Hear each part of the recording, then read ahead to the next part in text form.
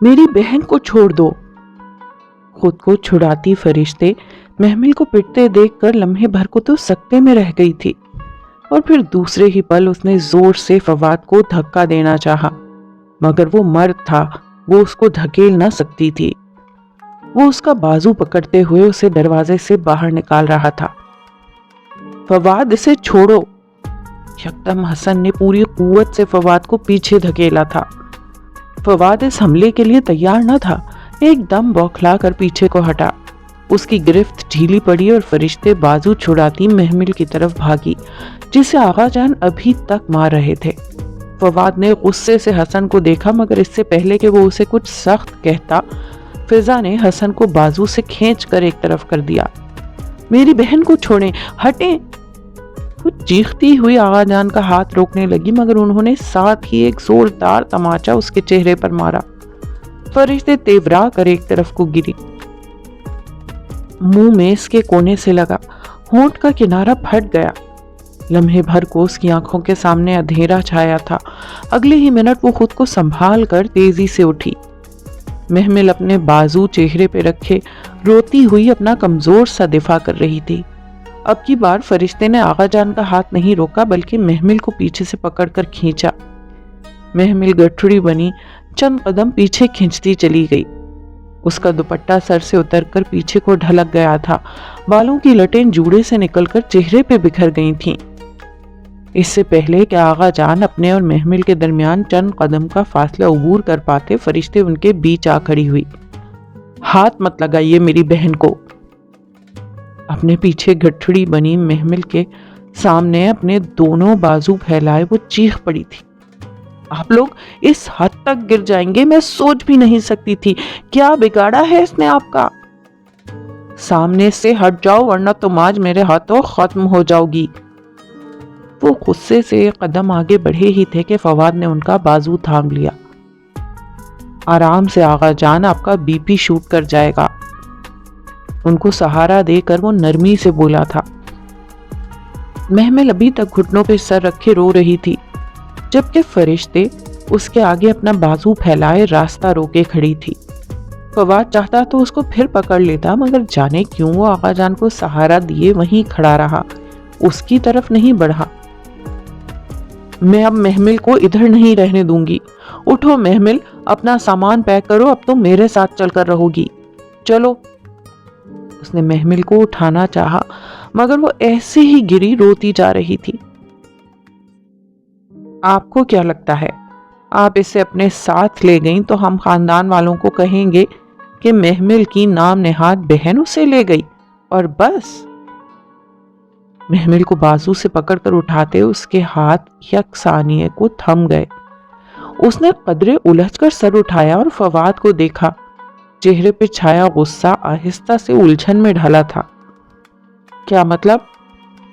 مطلب یہ کہ محمل تو وہ لڑکی ہے نا جو ایک رات پہلے بھی گھر سے باہر رہ چکی ہے، تو اس کے لیے اگر خاندان والوں کو یہ بتایا جائے کہ یہ نکاح سے پہلے کسی کے ساتھ بھاگ گئی ہے تو وہ فوراً یقین کر لیں گے، ہے نا؟ اس کے چہرے پہ شاطرانہ مسکراہٹ تھی۔ نہیں، محمل نے تڑپ کر آنسوؤں سے بھیگا چہرہ اوپر اٹھایا۔ تمہارے نہیں کہنے سے یہ بدنامی ٹل تو نہیں جائے گی ڈیئر کزن۔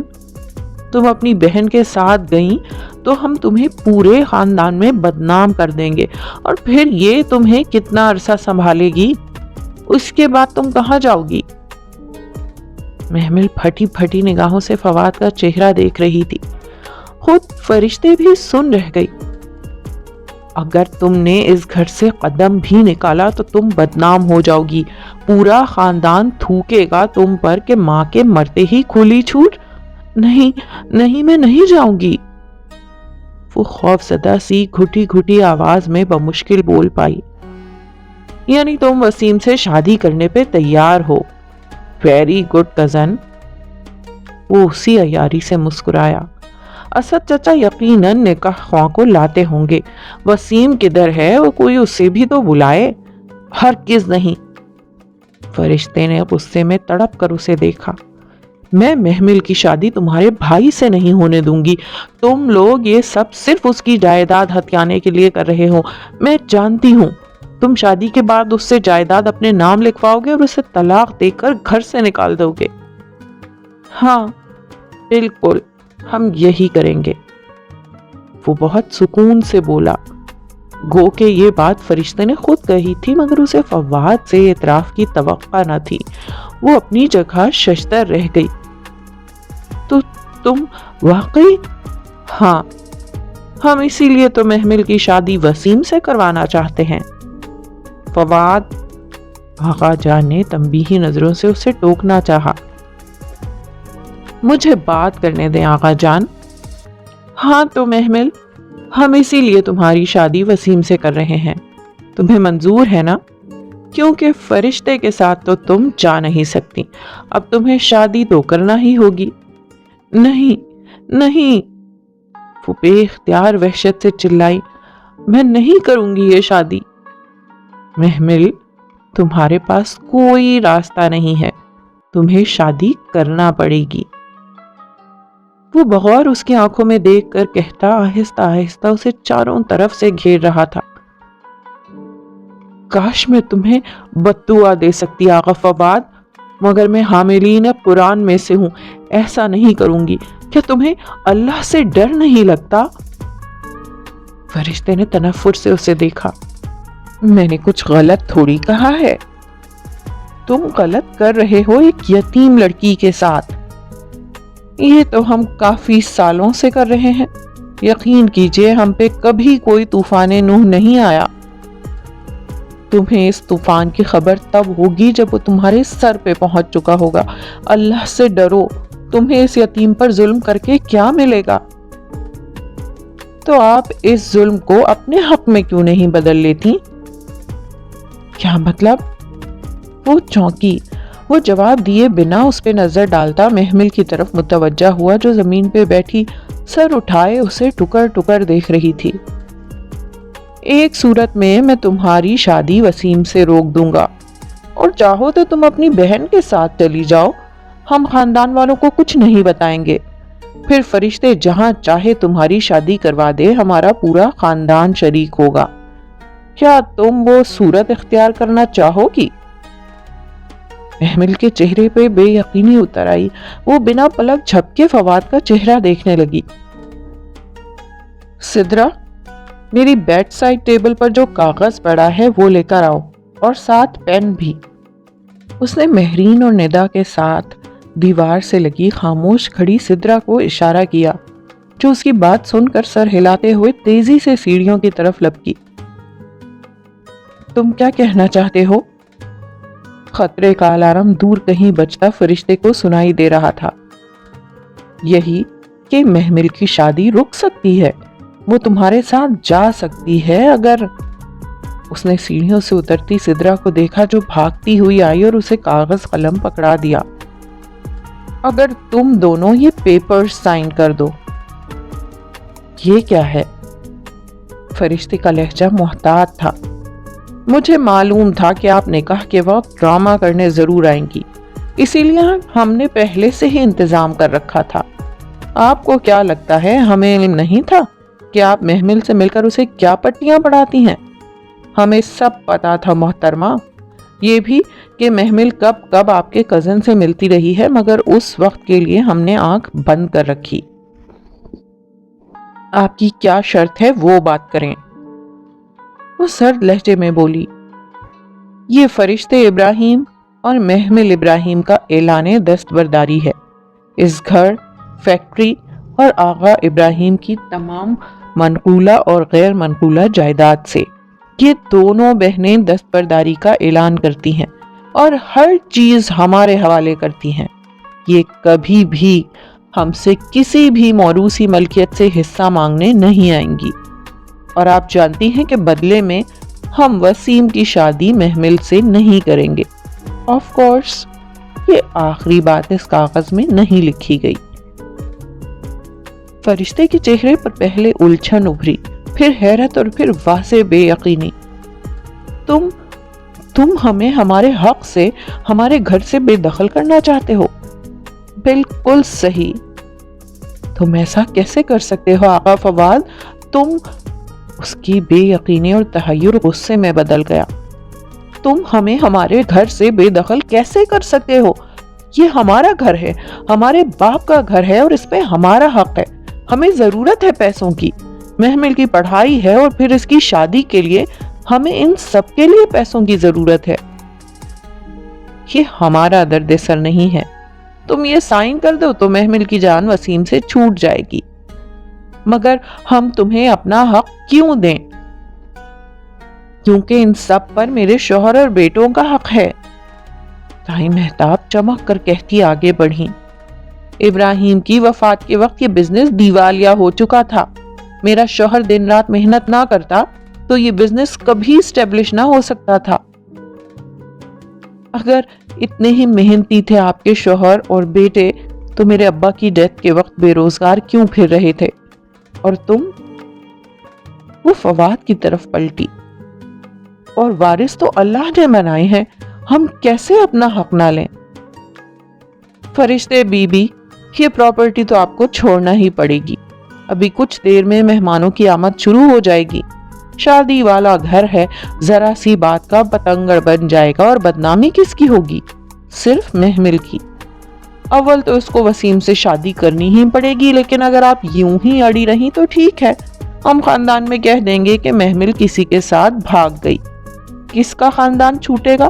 کس کا میکا بدنامی کے باعث چھوٹے گا؟ آپ خود فیصلہ کر سکتی ہیں. وہ کہتے کہتے ذرا دیر کو رکا. وہ تعصب سے اسے دیکھ رہی تھی. آغا فواد، تمہیں اللہ سے ڈر نہیں لگتا؟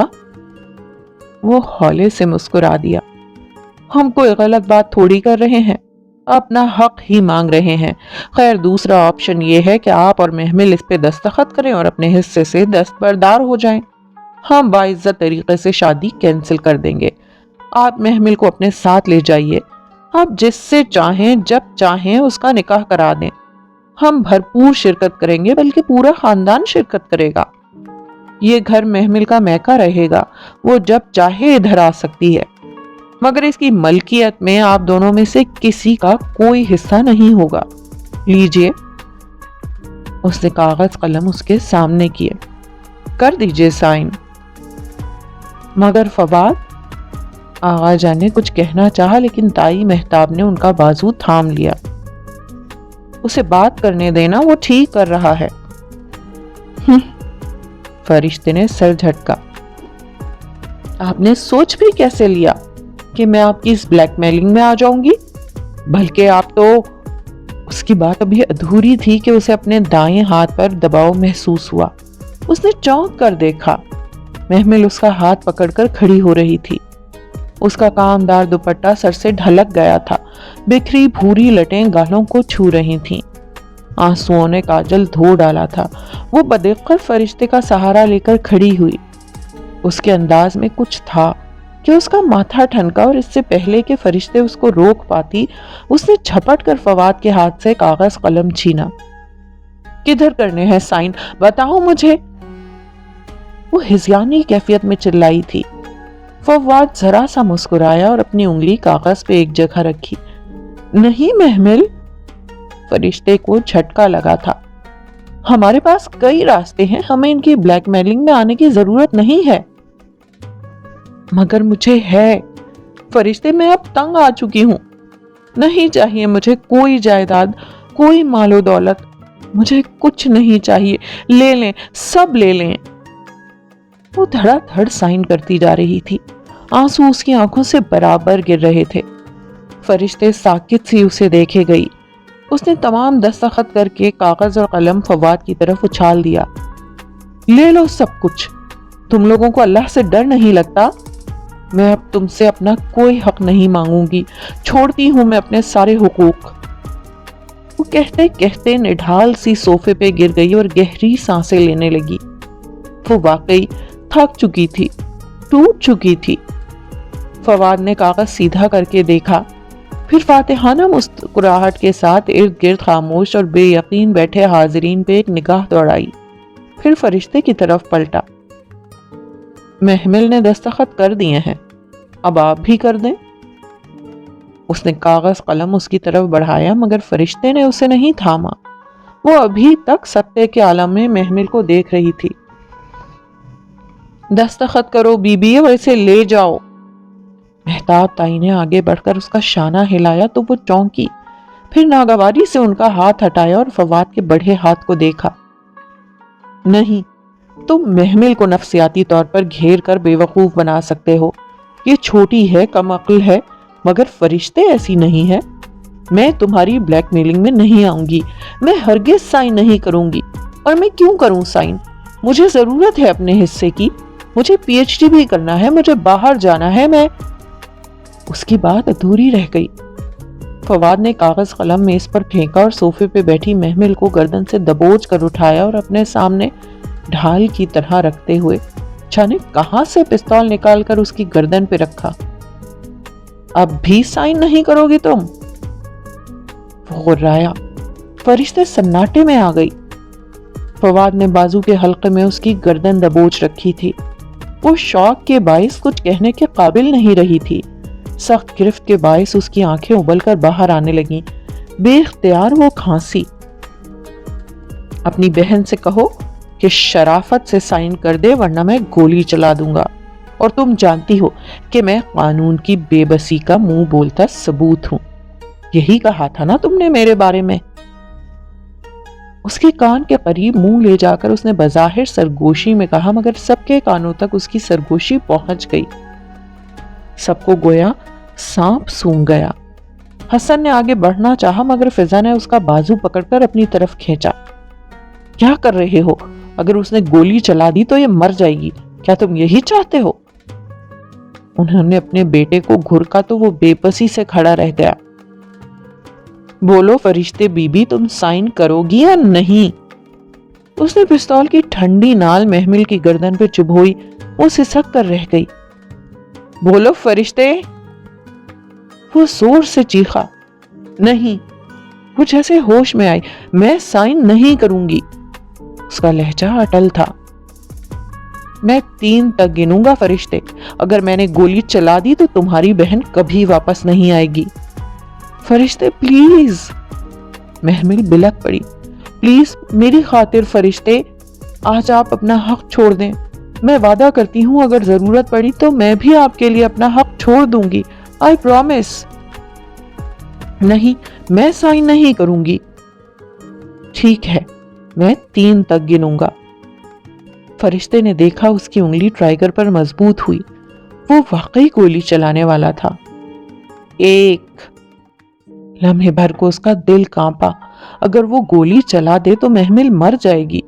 پھر بھلے وہ ہمایوں کو بلا لے، کورٹ کچہری میں گواہیاں دیتی پھرے، کچھ بھی کر لے، اس کی بہن واپس نہیں آ سکے گی۔ 2۔ بھلے فواد کو پھانسی ہو جائے اور وہ ساری جائیداد کی مالک بن بیٹھے، اس کی بہن واپس نہیں آ پائے گی۔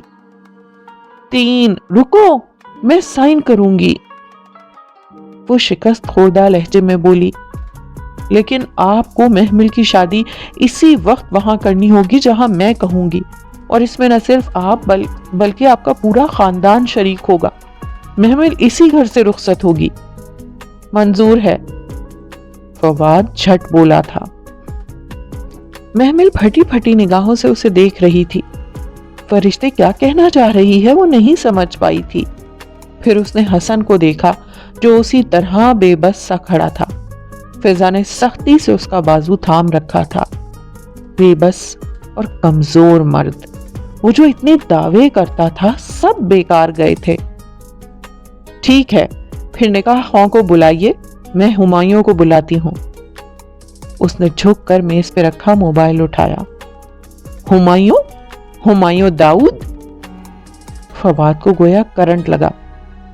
جی وہی۔ فرشتے تلخی سے مسکرا کر سیدھی ہوئی۔ بولیے، اب آپ کو یہ معاہدہ قبول ہے؟ ہمایوں داؤد، وہ اے ایس پی، وہ پولیس والا؟ نہیں، ہرگز نہیں۔ وہ حد سی حیران غسیلی آوازیں ابھری تھیں جن میں سب سے بلند آقا جان کی تھی۔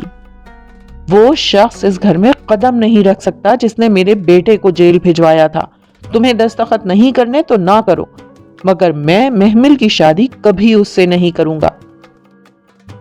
میں آپ سے بات نہیں کر رہی کریم چچا، میں یہ معاہدہ آقا فواد کے ساتھ کر رہی ہوں، انہی کو بولنے دیجئے نا۔ مگر نہیں آقا جان، کوئی مسئلہ نہیں ہے، آپ بلائیے اس کو، ہمیں قبول ہے۔ وہ سنبھل چکا تھا، چہرے کی مسکراہٹ واپس آ گئی تھی۔ مگر فواد یہ کل کو مکر گئی تو؟ آغا جان نے پریشانی سے اس کا شانہ پکڑ کر اپنی جانب کیا۔ یہ نہیں مکریں گی، یہ تو ماشاء اللہ سے مسلمان ہیں، یہ وعدے سے نہیں پھریں گی۔ مسلمان کو توڑ کر کہتے ہوئے اس نے استہزائیہ مسکراہٹ فرشتے کی جانب اچھالی۔ وہ لب بھینچے تنفر سے اسے دیکھ رہی تھی۔ ٹھیک ہے، آپ بلائیے اپنے کزن کو، فنکشن تو آج ہونا ہی ہے، اسد اب تک نکاح خواہ کا بندوبست کر چکا ہوگا۔ غفران چچا مصروف سے لہجے میں کہتے دروازے کی طرف بڑھ گئے۔ ان کی جیسے جان چھوٹ گئی تھی۔ فضا سے بھی اپنا اطمینان اور خوشی چھپانی مشکل ہو رہی تھی۔ ان دونوں کو گویا اپنا بیٹا واپس مل گیا تھا، پھر بھی وہ حسن کا بازو مضبوطی سے تھامے کھڑی تھی، مگر اب شاید وہ رسی توڑا کر بھاگنے کے قابل نہ رہا تھا، اس کا تو آسرا ہی ختم ہو گیا تھا۔ آؤ اندر چلو۔ فرشتے نے تھکے تھکے انداز میں محمل کا ہاتھ پکڑا اور اسے اپنے ساتھ لیے اس کے کمرے کی طرف بڑھ گئی۔ سب گردن موڑ کر انہیں جاتا دیکھنے لگے تھے۔ پورے گھر میں عجیب سی خاموشی دوڑ گئی تھی۔ وہ سب کسی خواب کی سی کیفیت میں ہوا تھا، شاید وہ ایک حسین خواب ہی تھا جس کی تعبیر کے اسے بہت بھاری قیمت چکانی پڑی تھی۔ بہت سارے خواب توڑنے پڑے تھے مگر اسے اس وقت وہی صحیح لگا تھا۔ یہ نہ کرتی تو وہ لوگ اسے خاندان بھر میں بدنام کر دیتے، اس کے مرحوم ماں باپ کا نام اچھالا جاتا، یا پھر سب سے بڑی وجہ وہ تھی جو فواد کو بھی معلوم تھی اور جس کو اس نے استعمال کیا تھا، محمل کی دکھتی رگ کہ اس کا خاندان اس کو عزت سے بیاہ دے۔ اسے دولت سے زیادہ اپنا مقام اور عزت چاہیے تھی، اور فواد نے اسی دکھتی رگ کو ایسے دبایا تھا کہ اس کا دل تڑپ اٹھا تھا۔ وہ فیصلہ جذباتی تھا مگر اسے صحیح لگا تھا۔ پھر جو بھی ہوا جیسے نیند کی حالت میں ہوا۔ فرشتے اس کا چہرہ کلینزر سے صاف کر کے بیوٹیشن کے ساتھ اس کا دوپٹہ سیٹ کر رہی تھی۔ پھر وہ تائی مہتاب کے زیور اتار کر اس کی ماں کے زیور پہنا رہی تھی۔ پھر وہ اس کا میک اپ کر رہی تھی۔ پھر وہ اس کے سینڈل کے سٹریپ بند کر رہی تھی۔ پھر وہ مسکراتے ہوئے کچھ کہہ رہی تھی، اور پھر وہ بہت کچھ کر رہی تھی مگر اسے آواز نہیں آ رہی تھی۔ ساری آوازیں بند ہو گئی تھیں، سارے منظر دھندلا گئے تھے۔ بس وہ اپنے ہاتھوں کو دیکھتی بت بنی بیٹھی تھی۔ وہ خواب حسین تھا مگر اس کا دل خالی تھا۔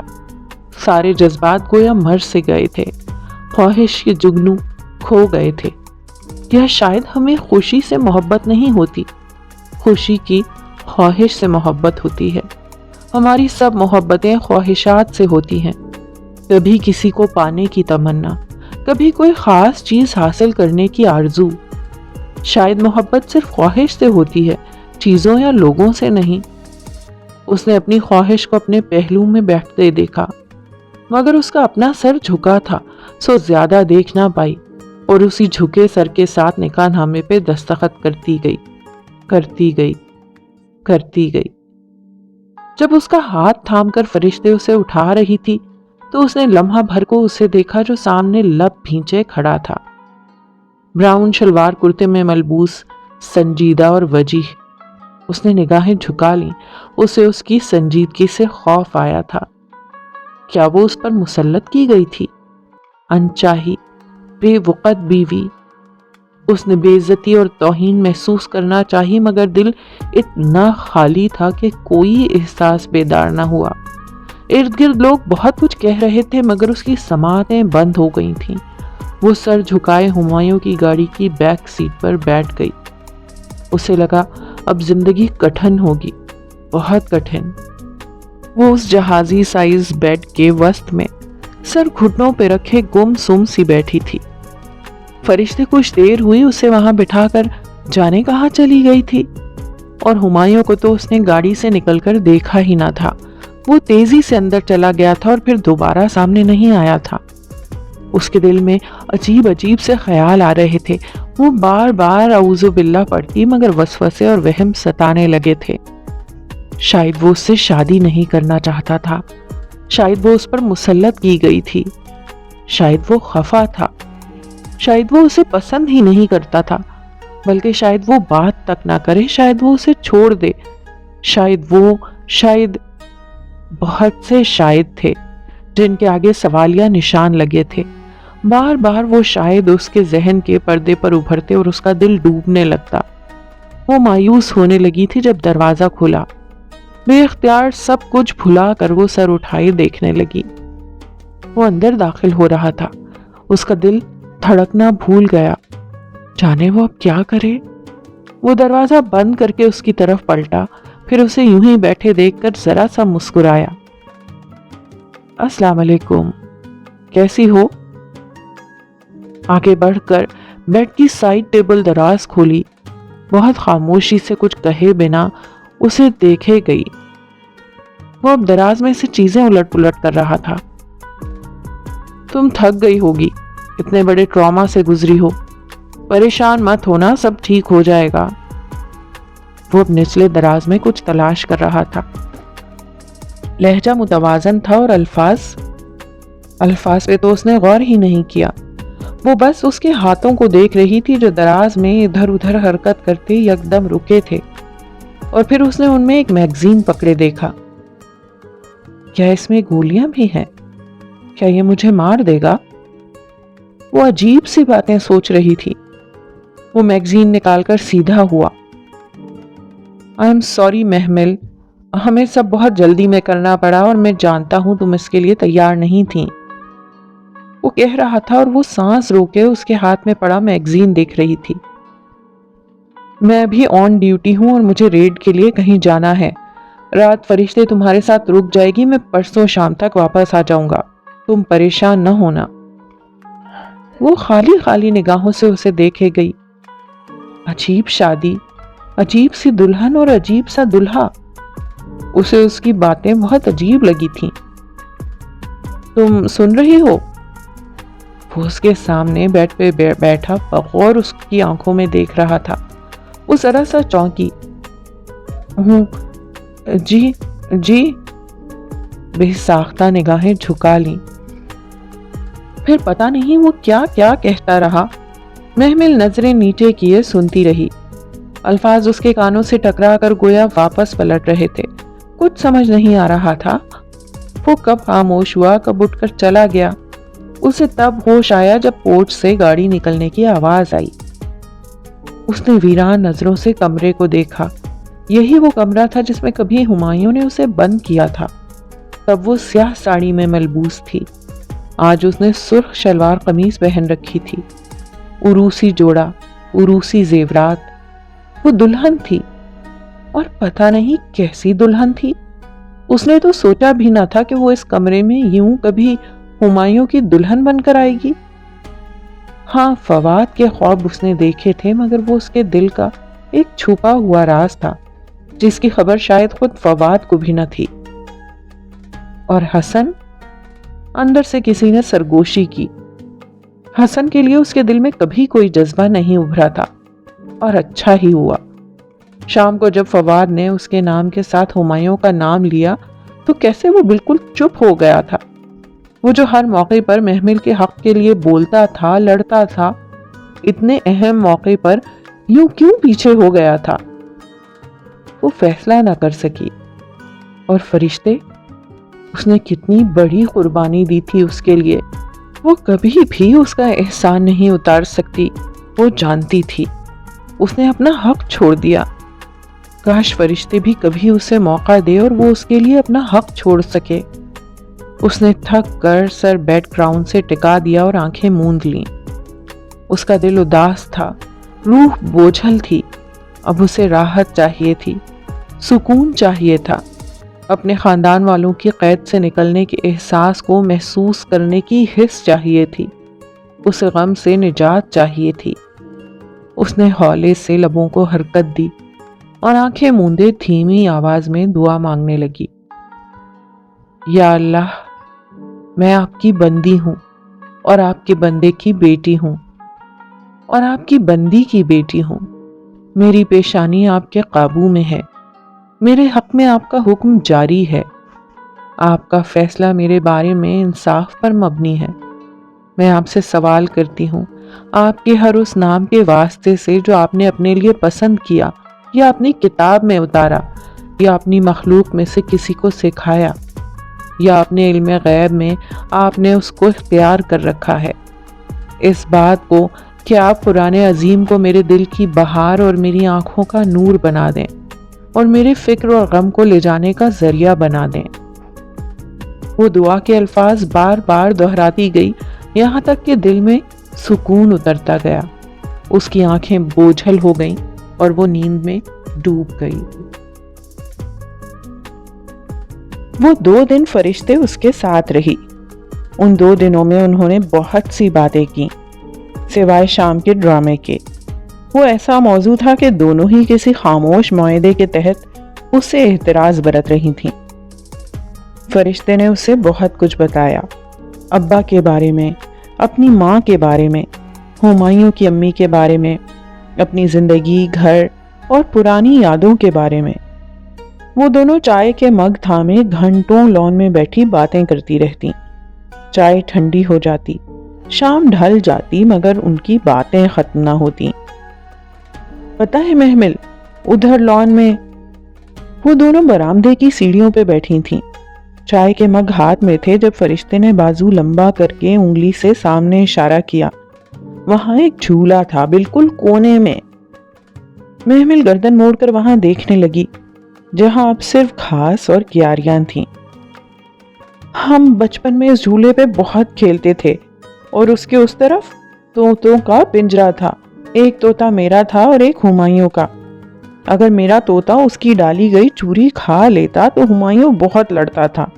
وہ ہمیشہ سے ہی اتنا غصے والا تھا، مگر غصہ ٹھنڈا ہو جائے تو اس سے بڑھ کر لونگ اور کیئرنگ بھی کوئی نہیں ہے۔ محمل مدھم مسکراہٹ لیے سر جھکائے سن رہی تھی۔ جب میں 12 سال کی ہوئی تو ابا نے مجھ سے پوچھا کہ میں ان کے ساتھ رہنا چاہتی ہوں یا اماں کے ساتھ۔ میں وقتی طور پر ابا کے ساتھ جانے کے لیے راضی ہو گئی، مگر اس دن ہمایوں مجھ سے بہت لڑا۔ اس نے اتنا ہنگامہ مچایا کہ میں نے فیصلہ بدل دیا۔ چائے کا مگ اس کے دونوں ہاتھوں میں تھا اور وہ کہیں دور کھوئی ہوئی تھی۔ پھر جب ہم بڑے ہوئے اور میں نے قرآن پڑھا تو ہمایوں سے ذرا دور رہنے لگی۔ وہ خود بھی سمجھدار تھا، مجھے زیادہ آزمائش میں نہیں ڈالتا تھا۔ پھر میری اماں کی ڈیتھ ہوئی تو تفتن گاڑی کا ہارن بجا۔ وہ دونوں چونک کر اس طرف دیکھنے لگیں۔ اگلے ہی لمحے گیٹ کھلا اور زن سے سیاہ گاڑی اندر داخل ہوئی۔ چلو، تمہارا میاں آ گیا، تم اپنا گھر سنبھالو، میں اپنا سامان پیک کر لوں۔ وہ ہنس کر کہتے ہوئے اٹھ کر اندر چلی گئی۔ محمل متذبذب سی بیٹھی رہ گئی۔ وہ گاڑی سے نکل کر اس کی طرف آ رہا تھا، یونیفارم میں ملبوس، کیپ ہاتھ میں لیے تھکا تھکا سا۔ اسے دیکھ کر مسکرا دیا۔ تو تم میرے انتظار میں بیٹھی ہو؟ وہ مسکرا کر کہتا اس کے سامنے آ کھڑا ہوا تو وہ گڑبڑا کر کھڑی ہو گئی۔ گلابی شلوار قمیض پہ بھورے بالوں کی اونچی پونی ٹیل بنائے وہ اداس شام کا حصہ لگ رہی تھی۔ میں کہہ دو کہ تم میرا انتظار نہیں کر رہی تھی؟ نہیں، وہ چائے لاؤں؟ یہی کافی ہے۔ اس نے محمل کے ہاتھ سے مگ لے لیا، ایک گھونٹ بھرا اور مگ لیے دروازے کی طرف بڑھ گیا۔ پھر جاتے جاتے پلٹا، فرشتے ہیں؟ جی، وہ اندر ہیں۔ اوکے، میں شاور لے کر کھانا کھاؤں گا، تم ٹیبل لگا دو۔ وہ کہہ کر دروازہ کھول کر اندر چلا گیا۔ وہ چند لمحے خاموش کھڑی کھلے دروازے کو دیکھتی رہی۔ وہ دروازہ بند کر کے نہیں گیا تھا۔ کیا اس کا مطلب یہ تھا کہ وہ اندر آ جائے؟ پہلے بھی تو وہ بغیر اجازت اس کی زندگی میں داخل کر دی گئی تھی، اب بھی چلی جائے تو کیا مذائقہ ہے؟ اس نے تلخی سے سر جھٹکا اور کھلے دروازے سے اندر چلی آئی۔ لاؤنج کے سرے پر سیڑھیوں کے قریب فرشتے اور ہمایوں کھڑے تھے۔ وہ اپنے بیگ کا ہینڈل تھامے، سیاہ حجاب چہرے کے گرد لپیٹے ہوئے، انگلی سے ٹھوڑی کے نیچے اڑس رہی تھی۔ نہیں، بس اب میں چلتی ہوں، کل مجھے کلاس لینی ہے۔ کم از کم کچھ دن تو تمہیں ادھر رہنا چاہیے۔ وہ دونوں باتیں کر رہے تھے، ان کی آواز بے حد مدھم تھی۔ محمل کو اپنا آپ ادھر بیکار لگا تو وہ سر جھکائی کچن میں چلی آئی۔ بلقیس جا چکی تھی، کچن صاف ستھرا پڑا تھا۔ اس نے چولہا جلایا اور کھانا گرم کرنے لگی۔ شاید وہ بھی اس گھر میں بلقیس کی طرح تھی، ایک نوکرانی۔ محمل؟ فرشتے نے کھلے دروازے سے جھانکا۔ محمل نے ہاتھ روک کر اسے دیکھا، وہ جانے کے لیے تیار کھڑی تھی۔ آپ مت جائیں فرشتے، پلیز۔ وہ بے اختیار روحانسی سی ہو کر اس کے قریب آئی۔ اوہو، میرا کزن بہت اچھا انسان ہے، تم کیوں پریشان ہو رہی ہو پاگل؟ اس نے ہولے سے اس کا گال تھپ تھپایا۔ محمل چند لمحے اسے دیکھتی رہی اور پھر یکا یک اس کی بھوری آنکھیں پانی سے بھر گئیں۔ وہ جھک کر چولہے کو تیز کرنے لگی۔ محمل، کیا ہوا ہے؟ تم مجھے پریشان لگ رہی ہو۔ وہ ذرا فکر مندی سے اس کے پیچھے آئی۔ محمل کی اس کی طرف پیٹھ تھی، فرشتے اس کا چہرہ نہیں دیکھ سکتی تھی۔ کسی کی شادی ایسے بھی ہوتی ہے جیسے میری ہوئی ہے۔ بہت دیر بعد وہ بولی تو آواز میں صدیوں کی یاس تھی۔ فرشتے کچھ نہ بولی تو وہ پلٹی۔ فرشتے بے یقینی سے اسے دیکھ رہی تھی۔ اسے لگا اس نے کچھ غلط کہہ دیا ہے۔ کیا؟ وہ گڑبڑا گئی۔ محمل، تم؟ حیرت کی جگہ خفگی نے لے لی۔ کیا ہوا؟ تم بہت بہت ناشکری ہو محمل، بہت زیادہ۔ وہ جیسے غصہ ضبط کرتے ہوئے تیزی سے مڑ گئی۔ فرشتے رکے۔ محمل بوکھلا کر اس کے پیچھے لپکی۔ وہ تیزی سے باہر نکل رہی تھی۔ اس نے اسے بازو سے تھاما تو وہ رک گئی، چند لمحے کھڑی رہی اور پھر گہری سانس لے کر اس کی طرف گھومی۔ تمہیں ہمایوں مل گیا محمل، تم اب بھی ناخوش ہو؟ وہ بہت دکھی سی ہو کر بولی تھی۔ محمل نے بے چینی سے لب کچلا۔ فرشتے اسے غلط سمجھ رہی تھی۔ نہیں، میں صرف اس خوشی کو محسوس کرنا، جسٹ سٹاپ اٹ۔ وہ بہت خفا تھی۔ محمل چپ سی ہو گئی۔ چند لمحے دونوں کے درمیان خاموشی حائل رہی اور پھر فرشتے نے آگے بڑھ کر اس کے دونوں شانوں پر اپنے ہاتھ رکھے اور اسے بالکل اپنے سامنے کیا۔ تم واقعی ناخوش ہو؟ نہیں، مگر اس سب سے میرا دل کٹ کر رہ گیا ہے۔ لوگوں کی روح تک کٹ جاتی ہے محمل، سب قربان ہو جاتا ہے، وہ پھر بھی راضی ہوتے ہیں، اور تم اب بھی شکر نہیں کرتی؟ اس کی سنہری آنکھوں میں سرخ سی نمی ابھری تھی۔ اس کے ہاتھ ابھی تک محمل کے کندھوں پہ تھے۔ نہیں، میں بہت شکر کرتی ہوں، مگر بس سب کچھ بہت عجیب لگ رہا ہے، جیسے… بس کرو محمل۔ اس نے تعصب سے سر جھٹک کر اپنے ہاتھ ہٹائے اور تیزی سے بھاگتی ہوئی باہر نکل گئی۔ اسے یوں ہی شک سا گزرا کہ وہ رو رہی تھی۔ وہ دل محسوس کر رہ گئی۔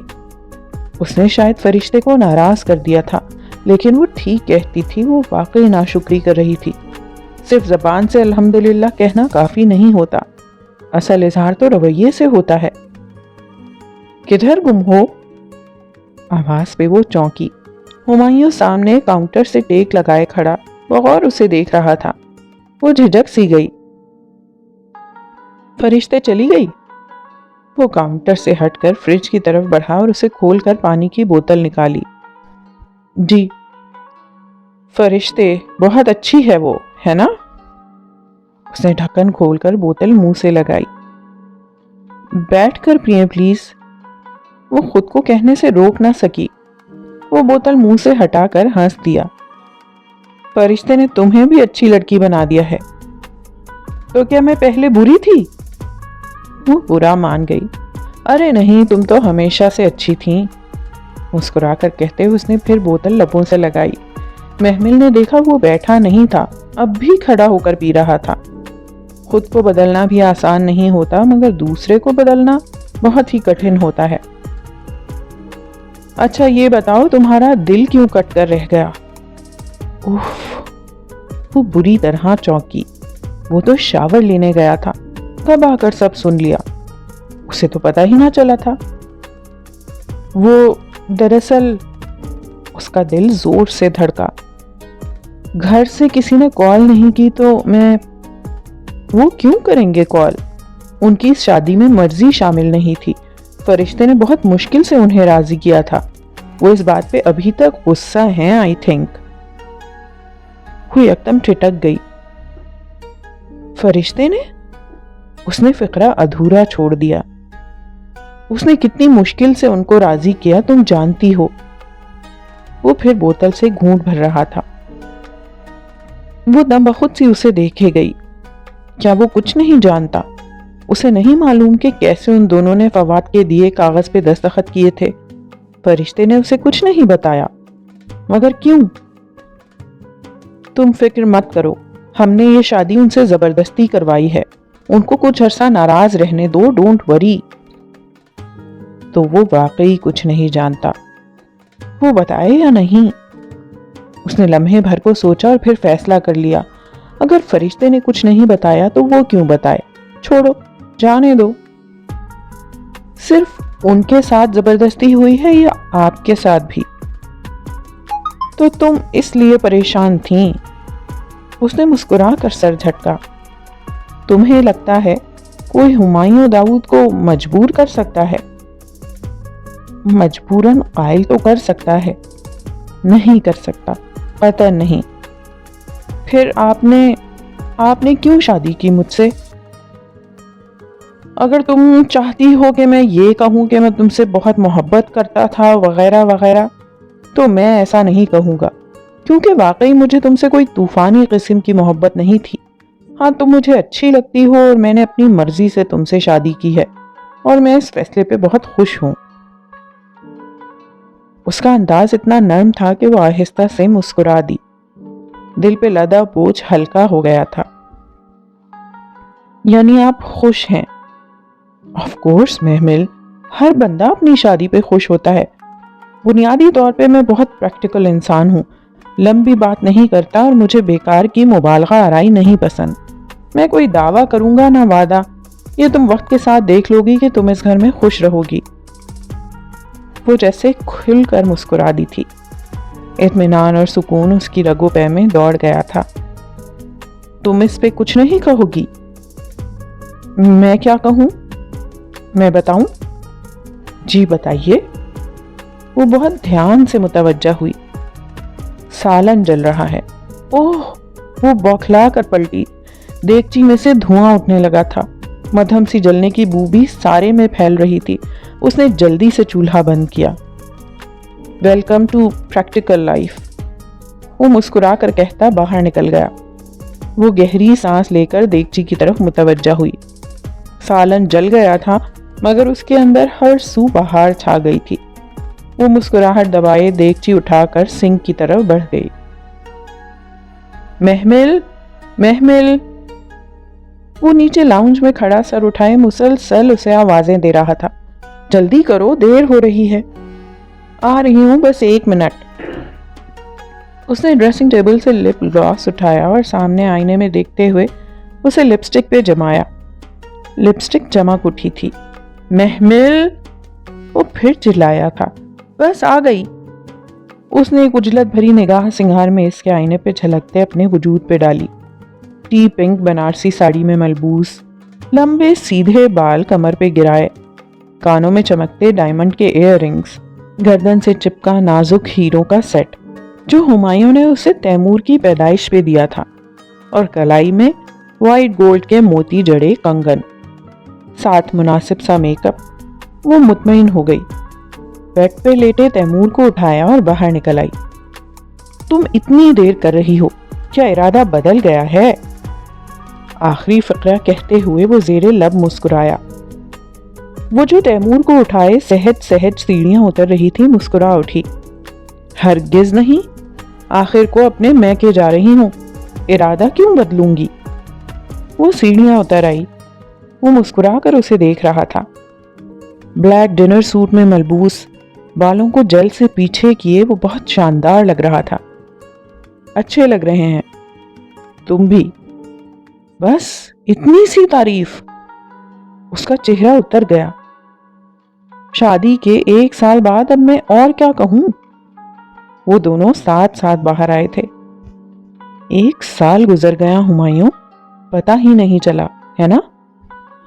وہ فرنٹ ڈور کھولتے ہوئے کہیں کھو سی گئی تھی۔ ہاں، وقت بہت جلدی گزر جاتا ہے۔ وہ گاڑی سڑک پہ ڈال کر بہت دیر بعد بولا تھا۔ یوں لگتا ہے جیسے کل ہی کی بات ہے۔ محمل نے سیٹ کی پشت سے سر ٹکا دیا اور آنکھیں موند لیں۔ 1 سال گزر بھی گیا، یوں جیسے پتہ ہی نہ چلا ہو۔ پورے 1 برس پہلے وہ بیاہ کر اس گھر سے ادھر آئی تھی۔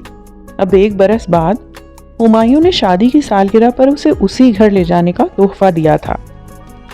پورا سال نہ انہوں نے اس کی خبر گیری کی، نہ ہی محمل نے کوئی فون کیا۔ شروع میں اسے غصہ تھا، پھر آہستہ آہستہ وہ غم میں ڈھل گیا اور اب اسے اپنے فرائض یاد آئے، صلہ رحمی کے احکامات یاد آئے تو اس نے تہیہ کر لیا کہ اپنے رشتہ داروں سے پھر سے تعلق جوڑے گی۔ پہلے بھی یہ خیال کئی بار آیا مگر ہمایوں جانے پہ راضی نہ ہوتا تھا، لیکن گزرتے وقت کے ساتھ فواد کا کیس اندر ہی اندر دبتا گیا، اور پھر ہمایوں نے ہی ایک دن اسے بتایا کہ فواد ملک سے باہر چلا گیا ہے، شاید آسٹریلیا۔ وہ بھی کسی حد تک سکون میں آ گئی، نہ جانے کیوں۔ ہفتہ پہلے ہمایوں کو کسی جگہ آغا کریم ملے۔ اس نے محمل کو بتایا کہ وہ بہت خوش دلی سے ملے اور اسے گھر آنے کی دعوت بھی دی۔ منافقت، دنیا داری، اور پھر اب وہ کس چیز کا بغض چہروں پہ سجائے رکھتے۔ فواد تو باہر چلا گیا اور جائیداد انہیں مل گئی، پھر ہمایوں داؤد جیسے بندے کو داماد کہنے میں کیا مذائقہ تھا، بلکہ فخر ہی تھا۔ ایک تبدیلی اور بھی آئی تھی۔ فرشتے اسکاٹ لینڈ چلی گئی تھی، اسے پی ایچ ڈی کرنا تھی، خوب سارا علم حاصل کرنا تھا، پھر اس کا تھیسس اور بہت کچھ۔ وہ چلی گئی تو مسجد میں اس کی جگہ کسی اور نے لے لی، اور رہی محمل تو وہ آج بھی تیمور کو لے کر فجر کی نماز کے ساتھ ہی مسجد جاتی تھی۔ اس کے علم الکتاب کا ابھی آدھا سال رہتا تھا۔ گاڑی رکی تو وہ چونک کر حال میں آئی۔ وہ آغا ہاؤس کے پورچ میں موجود تھی۔ وہ تیمور کو اٹھائے باہر نکلی اور گم سم سی ارد گرد نگاہ دوڑائی۔ لان کے کونے میں مصنوعی آبشار بن چکی تھی، گھر کا پینٹ بدل چکا تھا، پورچ کے ٹائلز بھی نئے اور قیمتی تھے۔ لاؤنج کے دروازے پہ مہتاب تائی اور آغا جان کھڑے تھے۔ محمل اور ہمایوں نے ایک دوسرے کو دیکھا اور پھر جیسے گہری سانس لے کر ان کی طرف بڑھے۔ شال اس کے ایک کندھے پہ ڈال لی تھی، بھورے سفید بال دونوں کانوں کے پیچھے اڑسے تھے۔ پورچ کی مدھم لائٹ میں بھی اس کے ڈائمنڈ سیٹ کے جگر جگر کرتے ہیرے چمک رہے تھے۔ محمل، یہ تم ہو؟ کیسی ہو؟ مہتاب تائی پرتپاک استقبال کے ساتھ آگے بڑھ لپکی تھیں۔ محمل، میری بیٹی۔ آغا جان نے اس کے سر پہ ہاتھ رکھا۔ اس کی آنکھوں کے گوشے بھیگنے لگے، شاید انہیں احساس ہو گیا تھا کہ انہوں نے اس کے ساتھ کتنا ظلم کیا۔ دونوں چچیاں اور دوسری لڑکیاں بھی وہیں آ گئیں۔ وہ ان کے ساتھ ان کے سوالوں کے جواب دیتی اندر آئی تھی۔ ایک تو ہمایوں کی شاندار پرسنالٹی، اوپر سے محمل کا بدلہ سجا سورا، دولت اور آسائشوں کی فراوانی ظاہر کرتا سراپا۔ فضا نے تو ازلی میٹھے انداز میں تعریف کی، البتہ نائمہ کے ماتھے کے بلوں میں اضافہ ہی ہوتا چلا گیا۔ وہ اپنی جلن چھپا نہ پا رہی تھیں۔ لاؤنج کا بھی حلیہ بدلا ہوا تھا، قیمتی فانوس، پردے، بیش قیمت ڈیکوریشن پیسز۔ گو کہ پہلے بھی وہاں ہر چیز قیمتی ہوتی تھی، مگر اب تو جیسے پیسے کی ریل پیل ہو گئی تھی، ایک ایک کونا چمک رہا تھا۔ شاید اب انہیں کھلا اختیار جو مل گیا تھا۔ سدرا باجی کدھر ہیں؟ اور آرزو؟ صوفے پہ بیٹھتے ہوئے اس نے متلاشی نگاہ ادھر ادھر دوڑائی۔ سدرا کی تو دسمبر میں شادی ہو گئی، وہ کینیڈا چلی گئی، آئی مہتاب نے فخر سے بتایا۔ چہرے پہ اسے نہ بلانے کی کوئی ندامت نہ تھی، اس کا دل اندر ہی اندر ڈوب کر ابھرا۔ وہ غلط تھی، ان کو کوئی شرمندگی نہ تھی، بلکہ نعمتوں کی بے پناہ بارش نے انہیں مزید مغرور کر ڈالا تھا۔ مہرین کا نکاح پچھلے ماہ ہوا ہے، لڑکا ڈاکٹر ہے، انگلینڈ میں ہوتا ہے، اسی سال شادی کریں گے۔ اچھا، ماشاءاللہ۔ وہ دل سے خوش ہوئی، مگر الجھن بہرحال تھی۔ انہوں نے اس کے ساتھ کتنا ظلم کیا، پھر بھی ان کی خوشیوں میں اضافہ کیوں ہوتا چلا گیا؟ ندا کی بھی منگنی ہو گئی ہے، فضا چچی کیوں پیچھے رہتی؟ وہ بھی ڈاکٹر سے، سعودیہ کی رائل فیملی کے ڈاکٹرز میں سے ہے۔ سامیہ کی بھی آج کل بات چیت چل رہی ہے۔ اور آرزو؟ یوں ہی اس کے لبوں سے پھسل پڑا۔ نگاہ سب سے الگ بیٹھی نائمہ چچی پہ جا پڑی۔ ان کی کوفت میں جیسے اضافہ ہوا تھا۔ رشتوں کی لائن لگی ہے میری بیٹی کے لیے، ہر دوسرے دن کسی شہزادے کا رشتہ آ جاتا ہے۔ وہ ہاتھ نچا کر بہت چمک کر بولی تھی، مگر وہ مانے بھی تو۔ فضا چچی نے دھیمی سرگوشی کی، آواز یقیناً نائمہ چچی تک نہیں گئی تھی۔ مخاطب محمل ہی تھی، جو سن کر ذرا سی چونکی تو فضا چچی معنی خیز انداز میں مسکرائیں۔ آرزو باجی کدھر ہیں؟ نظر نہیں آ رہی؟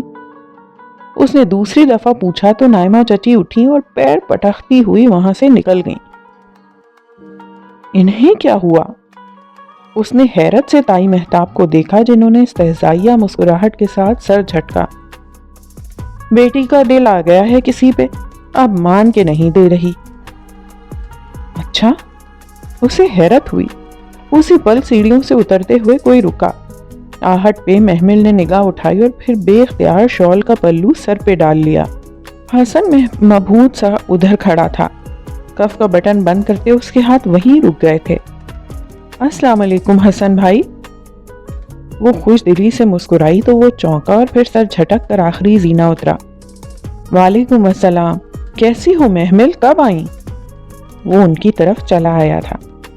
یہ تمہارا بیٹا ہے یا بیٹی؟ بیٹا ہے، تیمور۔ اس نے جھک کر تیمور کو پیار کیا اور پھر سیدھا ہوا۔ اکیلی آئی ہو؟ ارے نہیں، ہمایوں اس کے ساتھ آیا ہے، تمہارے آقا جان کے ساتھ ڈرائنگ روم میں بیٹھا ہے، جاؤ مل لو۔ تائی مہتاب کے کہنے پر وہ سر ہلاتا ڈرائنگ روم کی طرف بڑھ گیا۔ حسن بھائی کی کہیں منگنی وغیرہ نہیں کی چچی؟ وہ سادہ سے لہجے میں فضا سے مخاطب ہوئی۔ اسے لگا وہ اس کا جوگ لیے ابھی تک بیٹھا ہوگا۔ ارے نہیں، حسن کی تو شادی بھی ہو گئی، میری بھانجی طلعت یاد ہے تمہیں؟ اسی سے آج کل وہ میکے گئی ہوئی ہے۔ سامیہ، سامیہ! انہوں نے بیٹی کو پکارا۔ جاؤ حسن کی شادی کا البم لے آؤ۔ محمل کو واقعتاً جھٹکا لگا تھا، مگر پھر سنبھل گئی۔ وہ جوگ لینے والا بندہ تو نہ تھا، کمزور مرد جو کبھی اس کے لیے مضبوط سہارا نہ بن سکتا تھا، لیکن بھلا اسے اس کا سہارا چاہیے بھی کیوں تھا؟ کبھی بھی نہیں۔ اس کی تو حسن کے ساتھ کبھی بھی کوئی جذباتی وابستگی نہ رہی تھی، سو افسوس بھی نہ تھا۔ پھر انہوں نے اسے حسن اور سدرا کی شادیوں کے البم دکھائے۔ وہ تو سجاوٹ اور دھوم دھام دیکھ کر حق و دق رہ گئی۔ دلہنوں کے عروسی لباس اور زیورات تو ایک طرف، محض ایونٹ ڈیزائننگ پہ پیسہ پانی کی طرح لٹایا گیا تھا۔ انہیں محمل نے وہ سب کچھ خود دیا تھا، بھلا وہ کیوں اس کا پرتپاک استقبال نہ کرتے؟ ڈنر بہت پرتکلف تھا۔ آغا جان اور ہمایوں کے انداز سے لگ رہا تھا ان کی گہری دوستی رہی ہے۔ کون کہہ سکتا تھا کبھی آغا جان اس شخص کا نام بھی نہیں سن سکتے تھے۔ بس اس کے ایک دستخط نے ساری دنیا ہی بدل ڈالی تھی۔ پھر بھی وہ خوش تھی۔ اسے میکے کا مان جو مل گیا تھا، چاہے منافقت کا ملمہ اوڑھے، جھوٹا ہی سہی، مگر مان تو تھا نا۔ بس چند لمحوں کے لیے وہ تیمور کا بیگ لینے گاڑی تک آئی تھی اور تب اس نے لان میں کرسی پر بیٹھی آرزو کو دیکھا تو رک گئی۔ وہ بھی اسے دیکھ چکی تھی، سو تیزی سے اٹھ کر اس کے پاس چلی آئی۔ بہت خوب مسز ہمایوں، خوب عیش کر رہی ہو۔ اس کے قریب سینے پہ بازو لپیٹے کھڑی وہ سر سے پاؤں تک اس کا جائزہ لیتے بہت طنز سے بولی تھی۔ اس نے بمشکل خود کو سخت کہنے سے روکا۔ اللہ کا کرم ہے آرزو باجی، ورنہ میں اس قابل کہاں تھی۔ قابل تو خیر تم اب بھی نہیں ہو، یہ تو اپنی اپنی چالاکی کی بات ہوتی ہے۔ مجھے چالاکیاں آتی ہوتی تو اس گھر سے ایسے ہی رخصت ہوتی جیسے سدرا بازی ہوئیں۔ Oh, don't pretend to be innocent, زیادہ معصوم بننے کی کوشش نہ کرو۔ وہ تیزی سے جھڑک کر بولی، تم جانتی تھیں کہ ہمایوں صرف اور صرف میرا ہے، پھر بھی تم نے اس سے شادی کی۔ تمہیں لگتا ہے میں تمہیں یوں ہی چھوڑ دوں گی؟ یہ ہمایوں آپ کے کب سے ہو گئے آرزو باجی؟ نام تک تو آپ ان کا جانتی نہیں تھی، وہ بھی مجھ سے ہی پوچھا تھا۔ اپنی چھوٹی سی عقل پہ زیادہ زور نہ دو محمل ڈیئر۔ اس نے انگلی سے اس کی ٹھوڑی اٹھائی۔ اور یاد رکھنا، آرزو ایک دفعہ کسی کو چاہ لے تو اسے حاصل کر کے ہی چھوڑتی ہے۔ کیوں؟ آرزو خدا ہے کیا؟ اس کے اندر غصہ ابلا تھا۔ بے اختیار اس نے اپنی ٹھوڑی تلے اس کی انگلی ہٹائی۔ یہ تو تمہیں وقت بتائے گا کہ کون خدا ہے اور کون نہیں، وہ تمسخرانہ انداز میں کہتی موڑی اور لمبے لمبے ڈگ بھرتی اندر چلی گئی۔ عجیب لڑکی ہے یہ، کسی کے شوہر پہ حق جما رہی ہے۔ وہ غم و غصے سے کھولتے ہوئے واپس اندر آ گئی۔ یہ تمہاری کزن آرزو، اس کے ساتھ کوئی دماغی مسئلہ ہے کیا؟ واپسی پہ ڈرائیو کرتے ہوئے ہمایوں نے پوچھا تھا۔ وہ بری طرح چونکی۔ کیوں؟ کچھ کہا اس نے؟ اس کا دل ایک دم ڈر سا گیا۔ ہاں، عجیب سی باتیں کر رہی تھی۔ آپ کو کب ملی؟ لاؤنج میں تو آئی ہی نہیں۔ پتہ نہیں، عجیب سے طریقے سے سب مردوں کے درمیان آ کر بیٹھ گئی اور مجھ سے پے در پے سوالات شروع کر دیے۔ بہت آکورڈ لگ رہا تھا، مگر اس کے باپ کو تو فرق ہی نہیں پڑا۔ پھر خود ہم بخود سی سن رہی تھی۔ پھر حسن کو برا لگا اور اس نے جھڑکا کہ اندر جاؤ، پر she was like کہ میں تمہاری نوکر ہوں جو اندر جاؤں۔ عجیب سی سچویشن بن گئی تھی۔ میں تو فون کا بہانہ کر کے اٹھ گیا، واپس آیا تو وہ نہیں تھی۔ کوئی مسئلہ ہے اس کے ساتھ؟ پتہ نہیں۔ وہ لب کچل کر رہ گئی۔ ایک بات کہوں محمل؟ کہیے۔ تم یہ مت سمجھنا کہ میں لالچی ہوں، مگر حق حق ہوتا ہے۔ تم نے دیکھا وہ لوگ کس طرح تمہاری جائیداد پہ عیش کر رہے ہیں، تمہیں ان سے اپنا حصہ مانگنا چاہیے۔ رہنے دیں، مجھے کچھ نہیں چاہیے۔ وہ کھڑکی سے باہر دیکھنے لگی۔ ہمایوں شانے اچکا کر ڈرائیو کرنے لگا۔ وہ ہمایوں کو کیسے بتاتی کہ اس کے لیے وہ اپنا حق بہت پہلے ہی چھوڑ چکی ہے؟ اگر فرشتے نے چھپایا تو اس کی کوئی نہ کوئی ضرور وجہ ہوگی۔ وہ اندر سے ایک دم ہی بہت افسردہ ہو گئی تھی۔ سو بیگ میں رکھا چھوٹا قرآن نکالا جس کے سفید کور پہ میم لکھا تھا۔ میں نے یہ ادھر کیوں لکھا ہے؟ وہ ہر دفعہ قرآن کھولنے پر اپنا لکھا میم پڑھ کر سوچتی اور پھر یاد نہ آنے پر شانے اچکا کر آگے بڑھنے لگتی۔ اس نے صبح کی تلاوت پہ لگائے گئے بک مارک سے کھولا۔ سب سے اوپر لکھا تھا، اور اس نے عطا کیا تم کو ہر اس چیز سے جو تم نے اس سے مانگی تھی، اور اگر تم شمار کرو اللہ کی نعمت کو اسے تم شمار نہیں کر سکتے۔ بے اختیار اس کے لبوں پہ مسکراہٹ بکھر گئی۔ کیوں مسکرا رہی ہو؟ وہ ڈرائیو کرتے ہوئے حیران ہوا تھا۔ نہیں، کچھ نہیں۔ اس کے دل کی تسلی ہو گئی تھی، سو قرآن بند کر کے رکھنے لگی۔ اسے واقعی ہر وہ چیز مل گئی تھی جو کبھی اس نے مانگی تھی۔ بتاؤ نا، اصل میں میرے لیے بڑی پیاری آیت اتاری تھی اللہ تعالیٰ نے، وہی پڑھ کر ان پہ بہت پیار آیا تھا۔ وہ سر جھٹک کر ہنس دیا۔ ہنسے کیوں؟ Come on Mehmal, it's all in your mind. کیا؟ وہ حیران ہوئی اور الجھی بھی۔ محمل، وہ آیت تمہارے لیے نہیں تھی، یہ الہامی کتاب ہے، اوکے؟ اتنا کیجولی ٹریٹ مت کیا کرو اسے۔ یہ قرآن پاک ہے، اس میں نماز روزے کے احکام ہیں۔ It's not about you. اس نے موڑ کاٹا۔ کھلی شاہراہ رات کے اس پہر سنسان پڑی تھی۔ وہ سکتے کے عالم میں اس کا چہرہ دیکھ رہی تھی۔ تم دیکھو محمل، ایک ہی تصویر کو ہر شخص اپنے زاویے سے دیکھتا ہے۔ مثلا نقاد اس کی خامی ڈھونڈے گا، شاعر اس کے حسن میں کھوئے گا، سائنسدان کسی اور طرح سے دیکھے گا۔ It's all in your mind۔ نہیں ہمایوں، قرآن میں وہی کچھ ہوتا ہے جو میں سوچتی ہوں، اس لیے کہ تم وہی پڑھنا چاہتی ہو۔ تمہیں ہر چیز اپنے آپ سے ریلیٹڈ لگتی ہے کیونکہ تم اسے خود سے ریلیٹ کرنا چاہتی ہو محمل۔ یہ سب تمہارے ذہن میں ہے۔ یہ الہامی کتاب ہے، اس میں تمہارا ذکر نہیں ہے۔ Try to understand۔ دفتن اس کے موبائل کی گھنٹی بجی۔ اس نے ڈیش بورڈ پہ رکھا موبائل اٹھایا، چمکتی اسکرین پہ نمبر دیکھا اور پھر بٹن دبا کر کان سے لگا لیا۔ جی رانا صاحب۔ وہ محو گفتگو تھا۔ محمل نے گمسم سی نگاہ گود میں سوئی تیمور پہ ڈالی اور پھر ہاتھ میں پکڑے قرآن کو دیکھا جس کو وہ ابھی بیگ میں رکھنے ہی لگی تھی۔ اسے لگا ہمایوں کی بات نے اس کی جان نکال لی تھی، روح کھینچ لی تھی۔ وہ لمحے بھر میں کھوکھلی ہو گئی ہو۔ اس کا دل کھوکھلا ہو گیا، خیال کھوکھلا ہو گیا، امید کھوکھلی ہو گئی۔ تو کیا اتنا عرصہ وہ یہ سب تصور کرتی آئی تھی؟ وہ وہی پڑھتی تھی جو وہ پڑھنا چاہتی تھی، اسے وہی دکھائی دیتا تھا جو اس کی خواہش ہوتی، وہ ہر چیز کا من چاہا مطلب نکالتی تھی۔ اس کا دل جیسے پاتال میں گرتا گیا۔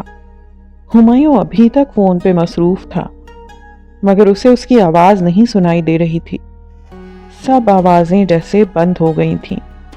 وہ گم سم سی ہاتھوں میں پکڑے قرآن کو دیکھے گئی، پھر درمیان سے کھول دیا۔ 2 صفحے سامنے روشن ہو گئے۔ پہلے صفحے کے وسط میں لکھا تھا، اور بے شک ہم نے اسے نازل کیا ہے اور بے شک اس قرآن میں ذکر ہے تمہارا۔ اس سے آگے پڑھا ہی نہ گیا۔ وہ جیسے پھر سے جی اٹھی تھی، ساری اداسی ویرانی ہوا ہو گئی، دل پھر سے منور ہو گیا۔ اب اسے کسی کا نظریہ یا رائے خود پر مسلط نہیں کرنا تھی۔ اسے اس کا جواب نظر آ گیا تھا، دلیل مل گئی تھی۔